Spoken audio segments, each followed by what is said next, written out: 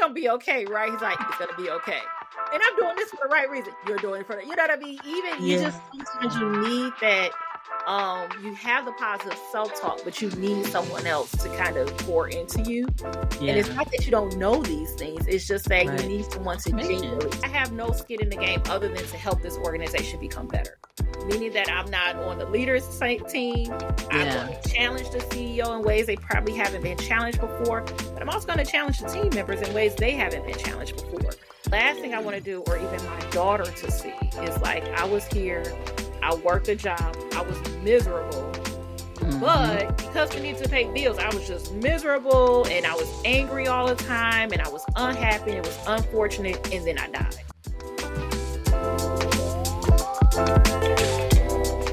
Welcome back to the Mommy Mogul Mastery Podcast. We are here with Miss Mariah Manuel-Berry. So excited to have her here. So this is a little different for us because Mariah is a brand new mom. Her baby is 14 weeks old. So this is a little different. We've had moms who have teenagers. We have had moms on the show that have had like adult children. So this is going to be a really fun perspective. And her business is amazing as well. So Mariah, tell the people a little bit about yourself. First of all, Shawnee, thank you so much for having me. I am so grateful to be the representative for new moms. I feel like if we talked about this, the experience of motherhood is like no other. I think having a puppy, I kind of thought I knew what I was getting myself into. But having a human is a lot different than what I expected. There's some nuances there. So thank you so much for having me on the show. As you said before, my name is Mariah Manuel-Berry. I started my company, Knowledge Career Experts, LLC, at a time where I really had the feeling of our world was going through a transition. And it was a transition that I felt I was very close to. So just a little background of myself. I started within the space of customer service and helping people and training over a decade ago. And what I found was no matter where I went, whatever company I was a part of, whether it was unionized or non-unionized, or I was working with leaders or non-leaders, there were some core things that everyone needed in order to advance their careers, in order to even advance their businesses. And I felt like I had it, right? I had that magic bullet. I had used it to make six figures in my full-time job, but I had also used it to have a thriving company, as you said before. So my pillars that I started my company off of are mentorship, professional development, and culture. And the culture piece really focused around diversity, equity, inclusion, and belonging. It just resonated with people. It made people feel comfortable, safe. It also made them feel like they really could, I guess, almost possess something that allowed them to expand. They didn't have to change and become somebody they weren't to have success in their businesses, in their careers. And I struggled with that a lot in the beginning of my career, where I felt like leaders had said something or somebody had said something that perceived me away, so I need to just change who I am. And what I found was you really don't have to change who you are. You really just have to lean further into it. And I hope that all the mothers out there have that message, but they also pass that message and share it with their families. Awesome. So you touched on a little bit of like what even got you started, on this road, on this journey, but we could all, have an experience and just leave it like that. You decided to turn it into a business. So what entrepreneurs, we can go through stuff and then we're like, you know what, I went through that thing. I might share it with a friend, let them know how I did it, but you decided to turn it into a business. So what prompted that? Yeah, so honestly, supplementing my income. I'm probably one of a million voices right now that are saying I'm a millennial, right? That's what they say I am. That's where where I was born. According to the date on the calendar. According to the date, right? Exactly. So that's it. But I went to school. I took out a great amount of student loan debt. I still have this debt. And, even after gaining that debt, I also purchased a home because you need a home, right? So a lot of my push or drive to start a business, even from a position of growth, because it's not like I started the business and I was still in pain. I had grown from my pain and I wanted to share that with other people. But transparently, I needed to supplement my income. So that's why even today I promote to my clients who I coach. And when I go into companies and I'm helping people understand how to advance their careers and improve their businesses, I'm promoting to people like, you can have a full-time job, be totally committed to that company, do everything you need to do to be successful in that company, and still supplement your income doing something you're passionate about that makes sense for you, but that also you can bring in additional income for you and your family. Yeah, that makes me think. So we've had entrepreneurs all over the place glorify how amazing it is to be an entrepreneur and how they can work from anywhere in the world. And I always think, like, as a full-time entrepreneur, I always think to myself, yeah, baby, you got to work from anywhere in the world. Like, it's great to, you know what I mean? Because if you're not working, it's very possible, like, the business may not keep moving. And there we go.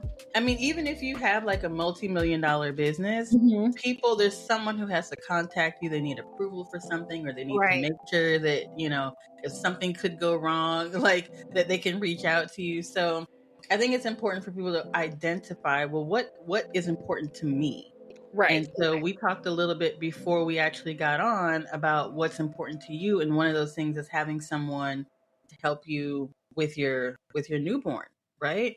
And so supplementing your income is helping you to have all those extra things in your life that you find value in. So people need to really process through what success means to them. Identify it for yourself, not what other people say. They can't guilt you and be like, girl, 9 to 5s are for the birds. Like, no, 9 to 5s are like a real thing. and it's important. It's so funny. Like, I felt that pressure on so many different levels. Like, you know, for example, with, you know, having a 9 to 5, it gives you a total commitment to their company. And you kind of mentioned something that I want to make sure I highlight and even provide a resource, because, you know, I'm a learning and development professional. There's this book called The Originals. I believe it's by Adam Grant, but I would be lying and saying that's the author, but I know it's called The Originals. And in that book, it talks about how entrepreneurs who are successful, the most successful ones, actually started with risk, but it was very strategic risk and they were very intentional, and they weren't, you know how some people say, like, throw all your eggs in this basket, go all in for your business, you know, burn up. You don't have to do it that way, right? You can do it in a way that brings you joy and peace and a level of security, like 401k. And full-time benefits, you know, and an income that really helps to fund my business. So I think you're right. Like, you don't want to feel guilted into doing something, but you do have to figure out what your lifestyle needs to look like in order for you to have peace. You mentioned, for example, we have a nanny. Having an in-home nanny is something that, honestly, most of my family members are like, you don't need that. You know, what do you need, nanny? You know what I mean? So not really understanding, yes, I could do it by myself. But someone, a little while ago, I also had a birth doula and a postpartum doula. And I was talking to a mutual person who also had a doula, and she said, you don't get an award for struggling. Like, there's not like ooh, you struggled the best mom of the year. Yes, like, there's not. So it's like, why not provide yourself with resources and things that you need in order not to struggle as much? You still gonna have your own struggles, but I think that's a part of professional development. That's a part of mentorship, right? So I learned something from someone else, and I was able to adopt it. So I say all that to say you're hitting the nail on the head. There's nothing out there that says you can't do both. You can't be successful at both. And it's okay, right? Yeah. And then we also, like, right now, it's a big buzzword, self-care, right? Everybody's talking about self-care and how we cannot be pouring from an empty cup. We have to pour from our overflow. And it's so beautiful. And then we have family that's close to us telling us, you don't need that nanny, girl. Yes, I do. Yes, I do, because that is part of my self-care. Okay, can I keep my sanity, please? Yes, and it's interesting because I think a lot of it goes to anything else in business and in life when it hasn't been done before, or it wasn't promoted before. So another part of my journey and story is how I even became to have my daughter Paris love. It was coming from a position of me and my husband had gotten married. We had did it the right way. We decided, let's try to, have a child after being married for a year. And 3 years went by and I wasn't getting pregnant and I didn't understand why. Well, it turns out I had PCOS. No one in my family had discussed PCOS, had talked about PCOS. It wasn't transparently, I thought all Black women could get pregnant. You know what I mean? Like historically, we've been the ones, you know what I mean? So for me, it was like a reality check of you are about to go through a journey. Thank God I was able to overcome it. And with, support and faith, it really happened. But that was a journey for me and my husband, to go through IVF and IUI. These are all things that are available to us, resources that are there that we just haven't had the opportunity to talk about. And they're not normal. You know what I mean? Sometimes we suffer in silence, right? Yeah. So, yes, I think it sometimes it requires being a little bold. But what I find is on the other side of that boldness for mothers, for women, is joy. It's peace, and clarity. It's happiness, it's clarity, and it's a almost like a North Star to the next generation. So now my niece understands my story, even at a younger age, so that if she ends up having to go through this experience too, she doesn't feel alone or like she did something wrong or her body's working against her. All those things that you probably think I faced mentally and emotionally with that challenge. Which is why it's so important to even have these conversations, because if we don't talk about it, people don't know about it. If we don't have this platform to speak on it, someone's going to listen and they're going to be like, oh, is that what's happening with me? Because me and my husband have been trying, maybe for a second child or even for the first child, we've been trying and I don't know what's going on. And, like the thought processes of hating their body and why is it me? Is it him? You know what I mean? Like what's going on? So all these things, if we don't have the conversations, then people don't know. Because you just don't know what you don't know. I actually had a doctor on. She's a client of mine. She is amazing. Dr. Alicia Newsom. We did a podcast episode together and she speaks very heavily on like understanding what is going on with your body, especially as women and Black and brown women. We need to know because we go to doctor's offices and we don't know if we're always getting the most accurate information because bodies are different. They function differently. And so her big thing is that she always tests. She doesn't guess, right? She makes sure that she's testing what's going on with you and all of that. So thank you for sharing that. That's so like, wow, like we started the conversation with, oh, you have a cute little baby, 14 weeks old, but the journey to get there was, I imagine, very tumultuous. Yeah, but it was also rewarding. So like I jokingly tell my friends, because of course I had my close friend group. We were all pregnant at the same time, right? So we're going. What? That's so cute. Yeah, so it was it was an experience. But when I look at my daughter and she cries and she uses the bathroom, or she's like, I think other mothers might have been like, oh, good, she used the bathroom. I'm like, ooh, maybe that used the bathroom. Like, you appreciate the experience so much because you understand how hard it was to get there. Yeah. And of course, I am a part of that special group of geriatric pregnancies, which is anybody over 35.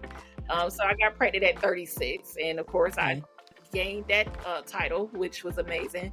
But yeah, like really, am I really geriatric? Yeah. So I think that again, all of these experiences made me appreciate the journey so much more. Yeah. So like, how is it? Because you're balancing. You're a wife, you're a mom, you're a business owner, and you're a full-time employee. So like, how's the workflow going? How are we getting it all done?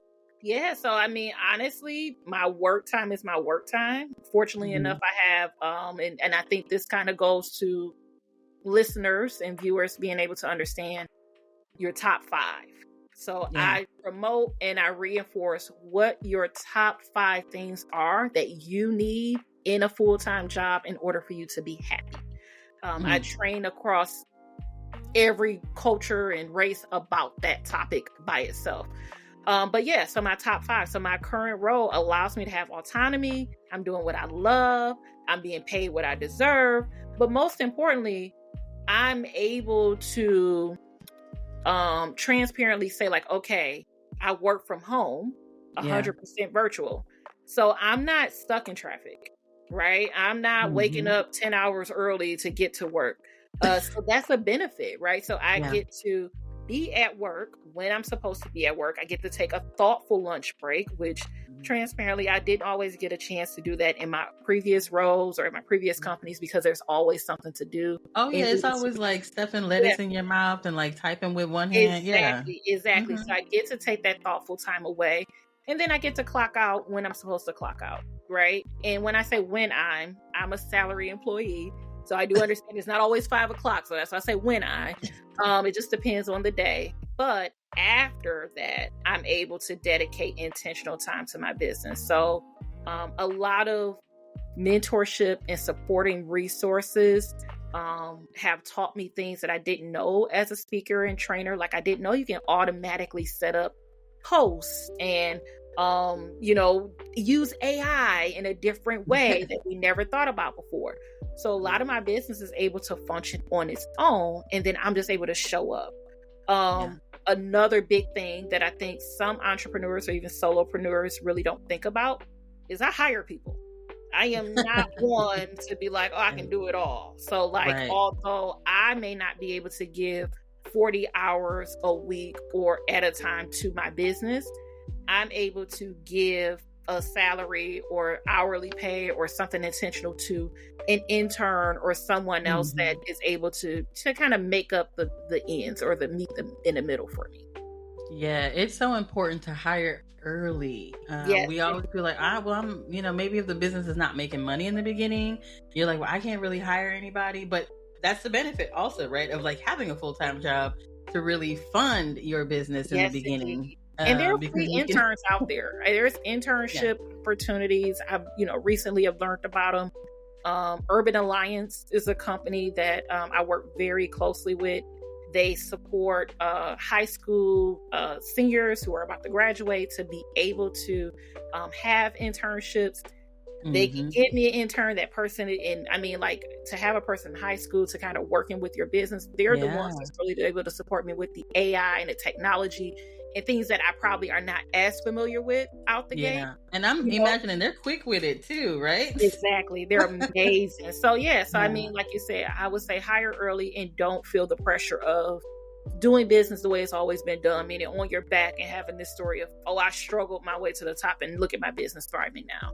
Yeah, I'll make sure I drop a link for that. So you said it's Urban Alliance. I'll make sure I drop a link down. So if you're watching on YouTube, it'll be in the description box. If you're listening everywhere the pods are casted, it'll be in the show notes, because that's a really good resource. So if you are not at a place where you can actually, hire and pay people, you can still bring on. And then how rewarding must that feel? Right? Like to really be giving back, because that's why we do it. We're not doing it just to make money. Like we become entrepreneurs because we have something that we want to share with the world. We want to make impact. So that's awesome. Yeah. That is and I can tell you, those students getting that experience early is so amazing. Time management skills and communication skills and just skills that they're going to need in life in general really help them to thrive in the future.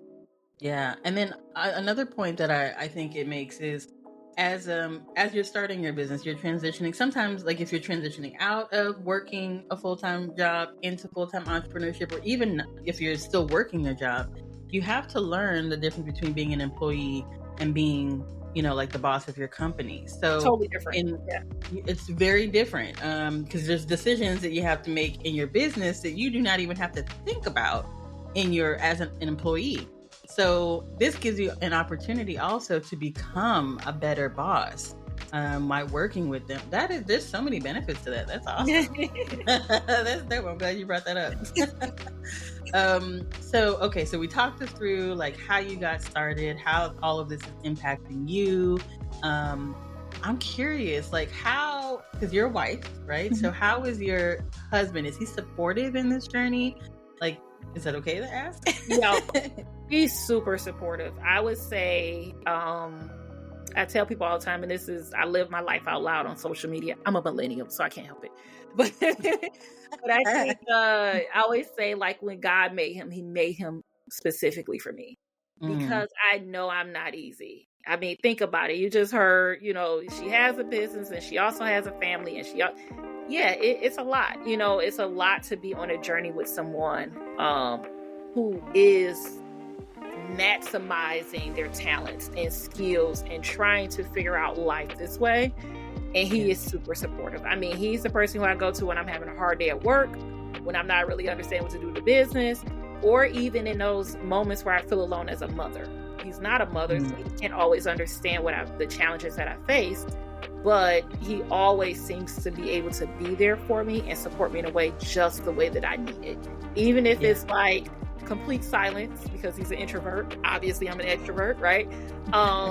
Or if it's just prayer, or if it's positive words, or sometimes, and we do this quite often, it's just him saying what I want to hear. And I literally have to say, like, it's going to be okay, right? He's like, it's going to be okay. And I'm doing this for the right reason. You're doing it for the, you know what I mean? You just, sometimes you need that, you have the positive self-talk, but you need someone else to kind of pour into you. Yeah. And it's not that you don't know these things. It's just that you need someone to genuinely say it. Yeah, you want confirmation, like from someone that you love and someone who knows you, and they get you, and they see the struggle in the journey. Yeah, exactly. I totally understand that. Yeah, I don't know if I've ever asked that question to anyone before, but I just felt prompted because I think it's important when you're on this journey, if you do have a significant other, for them to be a part of the journey, at least, even if they're not part of the business, but to understand what's going on and be there, because it helps you to keep going too. So exactly. Yeah, that's beautiful. And I love what you said about, like, you feel like God really made him just for you. I'm not married, but I imagine that, God is out there molding him for me. So that's right. So when he comes along, he's going to love all my little quirks, and that I love country music, but I get down with some Cardi B, you know what I mean? But I love Jesus. So I imagine that he's molding him just for me. So that is awesome. That is absolutely beautiful. So I want to ask you, like, when people are working with you, like your individual clients in your business, like, kind of what's that process? Yeah, so it usually starts with some form of reach out, either on my end or their end. I receive a lot of, we heard you talk, or we seen you talk, or we met you at this event. So referrals are always nice. And it allows me to be able to get to know that person. So one thing I pride myself on is I tell people I'm data driven. I don't know how else to be. It sometimes pays well for my full-time job, but it always pays well for my business, because I'm the girl that usually shows up in a room and is like, show me the numbers. And I think a lot of people are taken aback by that, because you're a trainer, you're a speaker, you're a consultant, but you do DEI. Why do you need our numbers? And I'm always trying to express to people, like, everything can be measured. You should always be getting a return on investment. So often I see these companies, mostly large companies, unfortunately, not get bamboozled, but almost overinvest in topics like professional development, mentorship, and diversity. Not because they don't care about their people, but because they think they need to pay this big, huge amount of money and invest, but they don't really see a good return on investment. So my goal is always to out the gate say, let me see your numbers. Let's see where we are. If it's employee engagement, if it's turnover, if it's as simple as, an assessment score. I want to sit down and really get to know the organization for who they are, because all of my work, the foundation is generally the same, but I always build for that group, for that audience, for that moment in time. You can't off the shelf the work that I do. So so we have a lot of conversations, figure out their needs that they have. Of course, most of this stuff is done weekends, after hours, email, and they're all understanding, because I do express from the beginning, I have a full-time job, but this is something I'm committed to. And then that it gives us a chance to figure out what works best for both of us. Maybe I'm the fit, maybe I'm not the fit, maybe I have other resources they can use. But from there, we have an amazing experience. I just came back from North Carolina. And I did a camp for developers. And this is like heavy tech, code writing individuals learning about diversity. And some people may say, like, well, why would they need to understand diversity? Was they because do with people too. Exactly. It's a people's business. You know what I mean? Like, they don't only deal with computers and technology. Right. And they're making technology for people. So they have to understand the people they're making it for. And I mean to tell you, I've never been to North Carolina. I had no relationship intentionally with this group prior. But it was the best experience ever. They welcomed me with open arms. We were able to understand each other prior to me getting there. When I got there, it was already set up. Things were professional. We were able to get to know each other. We partied together. We learned together. We did one-on-one talks. We did group talks.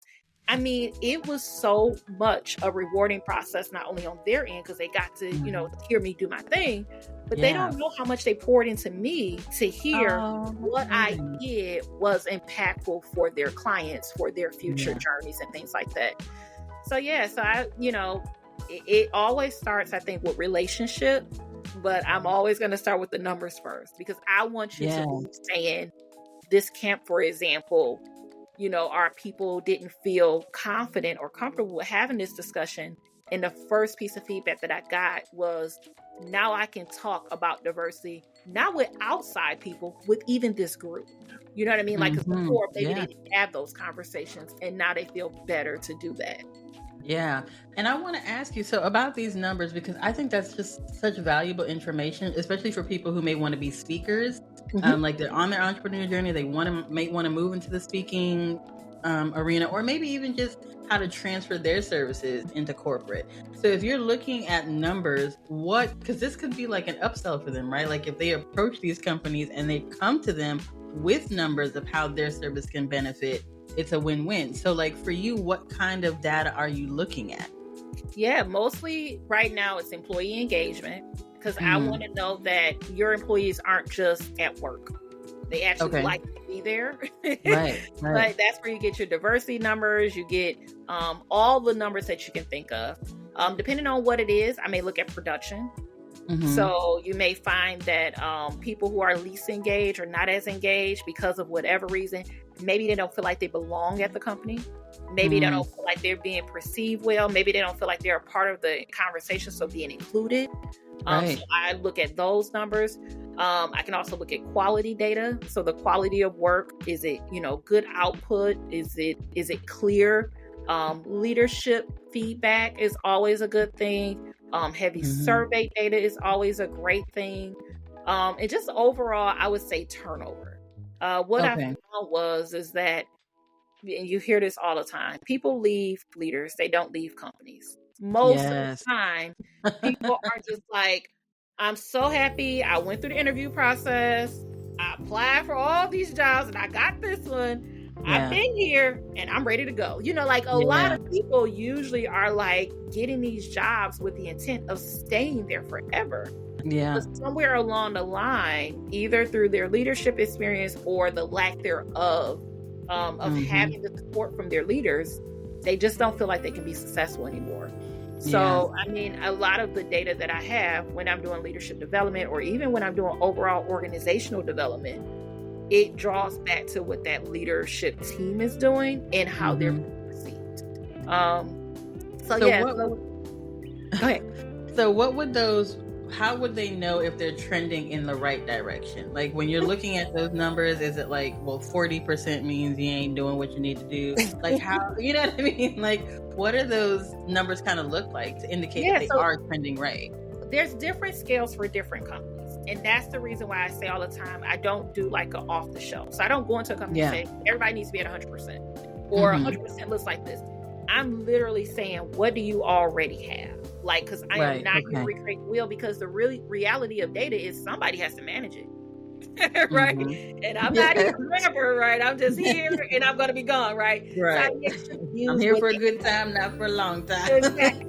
So, for example, a lot of organizations use the employee engagement scale, where it's like over 60% or that 80% range is really good, and it has that green bar, right? and under is horrible and has the red bar, and the yellow bar is in the middle and we're doing okay. So it just depends on what that organization is, honestly, what their goals are and what they're trying to do.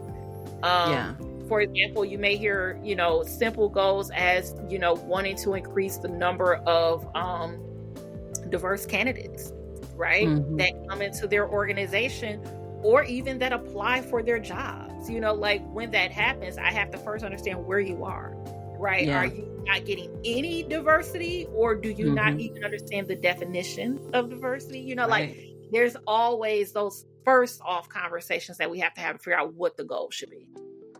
And what do you, so as far as like maybe some like outside factors, what are things that companies can do to maybe like build that engagement among their staff? Like, is it a podcast? Is it a newsletter to get people involved? Like, what are some of the things? Because I'm asking because I came from a place where the morale was really low. But we worked in law enforcement, so you need people to like stay, and there was a very high turnover.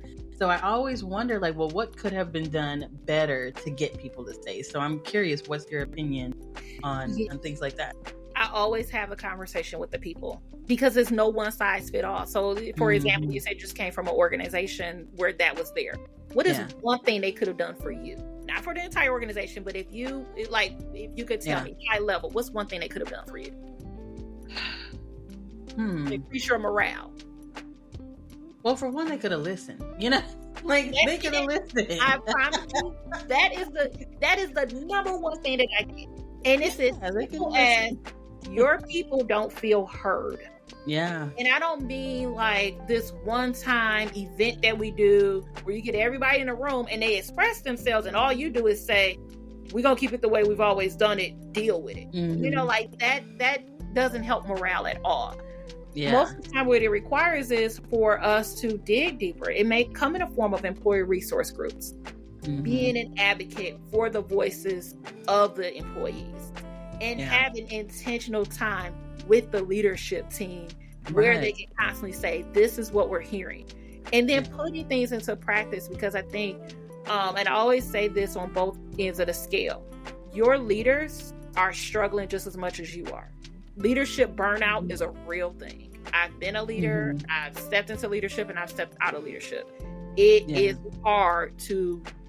People are people at the end of the day, right? And they go people too. Yeah, but to your point, being heard goes so much further. And again, I reinforce, just because I communicate what I feel and what I say, if you only then say what I said or what I felt was inadequate or inefficient, or you want to use that to give me feedback later, like those are the types of trends that I look for. And I sit down with leaders and say, like, can you imagine yourself in the shoes of your team members? Can you imagine how this makes you feel?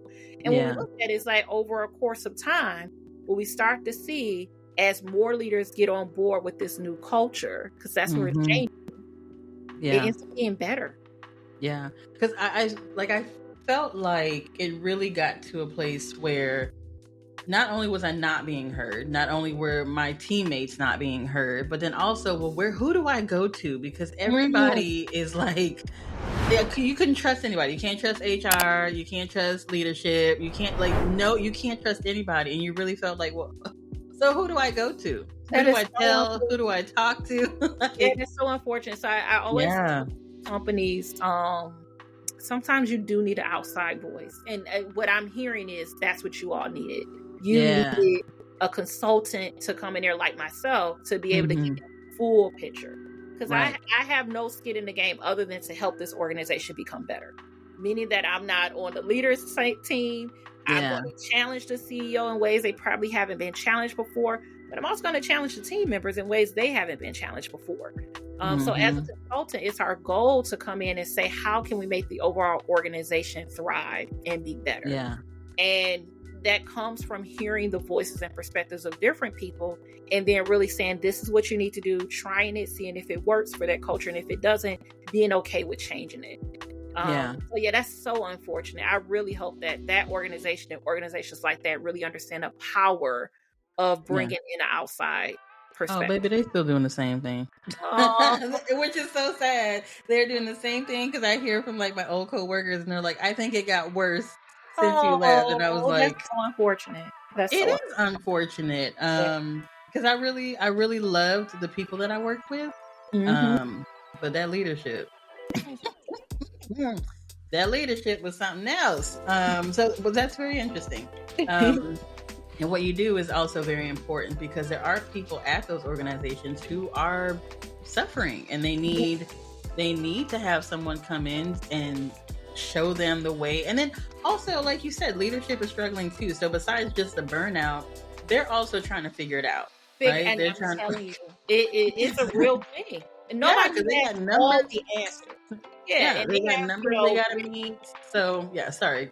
Go ahead. Yeah, no, I was gonna say they have people that they have to answer to. They have a responsibility.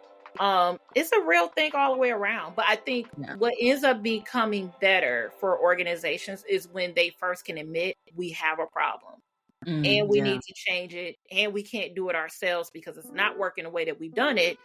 And then I mean, honestly, it's not always kumbaya. I don't go into organizations, they're like, woo, so glad you called us out on our stuff, right? So but I feel like it's trust, it's ownership on, all ends. It's the organization being open to that environment and that culture change. And it's really giving that space for the leaders to be transparent and be authentic, for the team members to be that way and not feel judged or like it's going to show up later in their career. Yeah. So if right now there's someone listening, ideally would it probably be someone who is suffering who would come to you, or would that listener be someone who is like organizing that company or managing that company? Like, who is that ideal target person that usually comes to you for your services? Everybody comes to me. Like, who's ever like, help, right? Like, at the end of the day, I think he's a decision maker, right? But if you're an HR professional, if you are a part of the leadership team, if you're a part of the learning and development space, the training team, the recruiters, anybody who really has a voice of we want the organization to be better and we see an opportunity, eventually I'll have to get to the person who makes the final decision. But I'm open to anybody having that conversation. Yeah, that's awesome. Oh, well, so we'll definitely make sure we leave your information as well in the description box so that people know how to get in contact with you. Because it's important, right? It is important. 9 to 5, people who are working jobs, people who are managing the people who work at jobs, like everybody has their place and they all need to feel comfortable in their place. Not saying like keep them in their place, not that. Saying that, like, they need to feel comfortable in what they're doing and how they're showing up at work.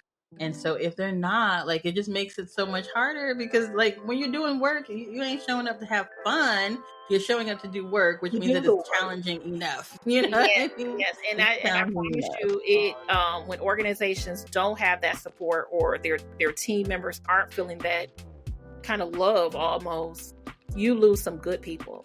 High producing, high priority people, as much as people want to think that the market isn't great, if I'm performing at a high level, a lot of people are looking to hire, and be able to have that talent. So, and I think also our world is just different. We have multiple generations working at the same time.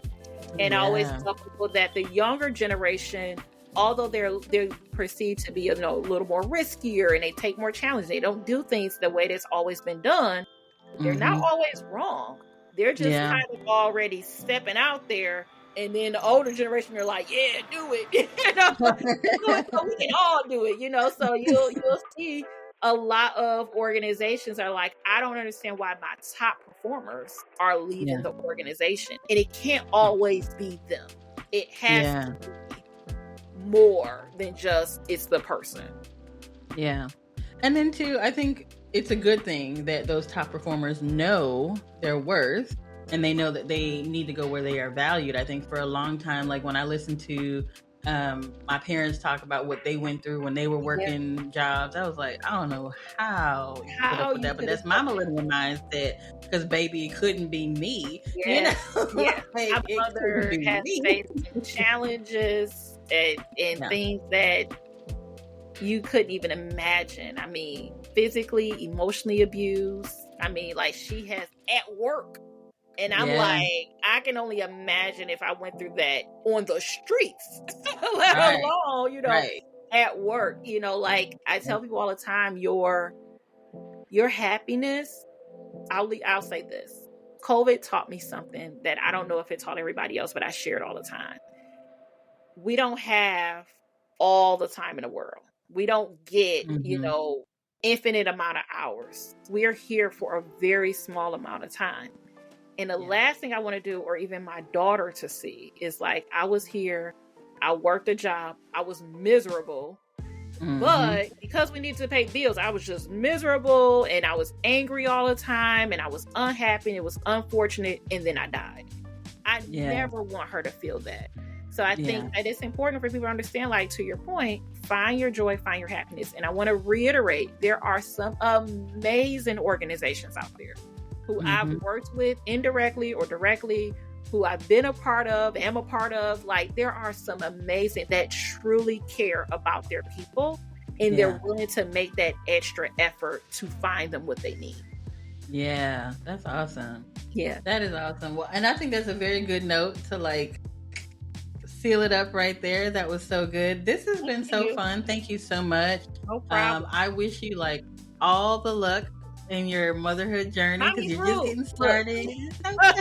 I'm all on TikTok, like, go mommies, right? People are like, girl, you became a mama last week, but go mommies, like, we can do it. Go mommies. And enjoy every step of it. It is beautiful, and it goes by very fast. Like I mentioned to you before we started recording, I have a 12 and a 13-year-old, and I'm looking like, when did y'all get so tall? You know what I mean? When did y'all get so? Where y'all going? My sister is in that challenging space with my nieces going to high school. Like, her conversation is that my makeup? Like, I'm cracking up laughing. She'll be like, are those my shoes? And I'm like, I think she got on your whole outfit. You know what? It's so funny. Yes, that is a real thing. Like, when my baby first started putting on little eyelashes, I was like, oh God. My dad could not handle it. He could not. He was like, Shawnee, why she have on? I'm like, listen, I'm trying to find a balance between allowing her to feel like this is what makes her feel confident right now. Letting her have it, and not letting her be too grown. Like, the balance is real. The balance is real. Yeah. It's interesting. But it is fun. I love it, and they're great. And I thank you so much for being here with me today. And anyone, again, I'll leave all the information below so that they can read a little bit about you and, you know, get your biography, and then also connect with you. So thank you so much, and we'll see you in the next episode.